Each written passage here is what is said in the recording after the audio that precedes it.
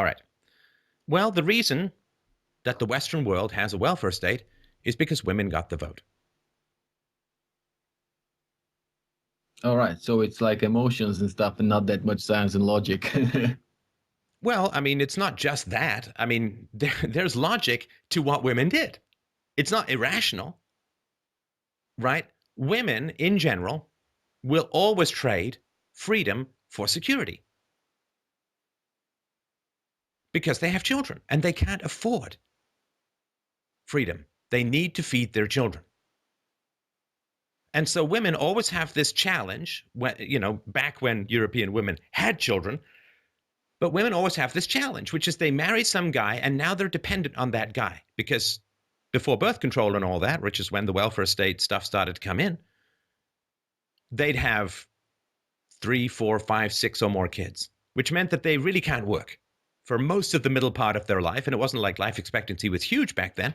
So for the majority of their adult life, they're disabled, right? They're pregnant, they're breastfeeding, they have small children around, and there weren't this huge amount of labor-saving devices. I tried to explain to my daughter the other day, hey, this is called washing a dish. When I grew up, we'd spent half my damn childhood with my hands in the suds, right? So women were pretty much disabled economically throughout almost all of human evolution, and certainly in the West up until the mid-20th century. And so what happens if a woman chooses the wrong guy? She chooses a guy who turns out to be a drunk, who turns out to sleep around, who turns out to not really make much money, to have a bad temper. Even if he doesn't hit her, maybe he just gets fired a lot. But she's got children. What's she going to do if she can vote? Vote for someone who will support her instead of her husband. Right. Because having a husband is risky. Having a welfare state is not. Yo, in the long term, it's quite risky, man. And this happened within 10 to 20 years of women getting the vote. Every single Western country that I've looked at had a welfare state. It makes perfect sense. It started with retirement benefits. Well, women live longer than men, which means that women are left, if their husband hasn't saved or they haven't been wise with their money or they just don't have money or whatever, women want retirement benefits because they live longer than men. And then it was healthcare. Why? Because women consume more healthcare resources than men. Because they live longer, because they have kids, because there's weird echoey plumbing that makes tinny sounds when you listen to it up close with a stethoscope. I don't know, I'm just making stuff up. But women want, and then earlier than that, of course, women wanted free schooling for their kids because that gives women stable jobs. The government will take over and they can't get fired. And of course, if you've got a bunch of kids, schooling can be not cheap. So if you look at sort of the development of the welfare state, how was it that Europe was able to last for thousands and thousands of years without a welfare state, and then boom, 10 to 20 years after women get the vote, oh look, welfare state, right? Women get the vote in Sweden in 1921. By 1936, you have a welfare state, 15 years. And that's about average for every single country that I've studied.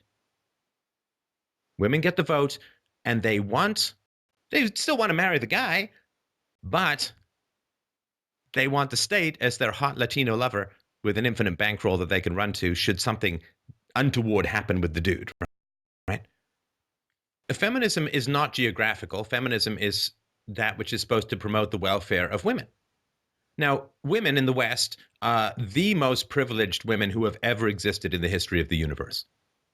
Ever, anywhere, anytime, any place, I don't care. Women in the West are the most privileged and almost pampered women who have existed anywhere in the universe. So feminism has clearly done its job. And in fact, you could argue it's done its job too well when we've got schools that are heavily gynocentric, that are drugging boys for misbehavior, which means boys are just broken girls. Let's drug them until they have tits. I mean, it's just crazy, right? When you've got a 60-40 ratio of women to men in higher education, and feminists aren't saying, whoa, a little too far, let's back that up a little. No, if feminists really cared about women, they would be focusing all their attention on Africa and the Middle East. because they would care about women. And so when you have in South Africa a third of men admitting to having raped a woman, and when we have no idea what the rape rates are in Saudi Arabia or other Middle Eastern countries, because under certain versions of Sharia law, it takes 4 male relatives to confirm a rape. I mean, it's insane, right?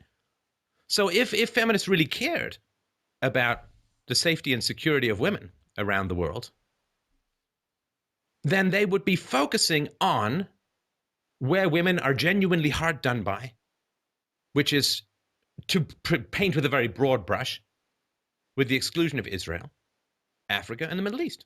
They go into the Western government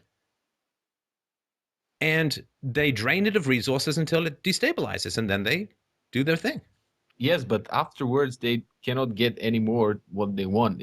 I'm speaking of a scenario. I'm sorry, you didn't hear what I said. All right. Sorry to interrupt. All right. They don't want welfare. They're using welfare to destabilize Western governments. All right. Okay.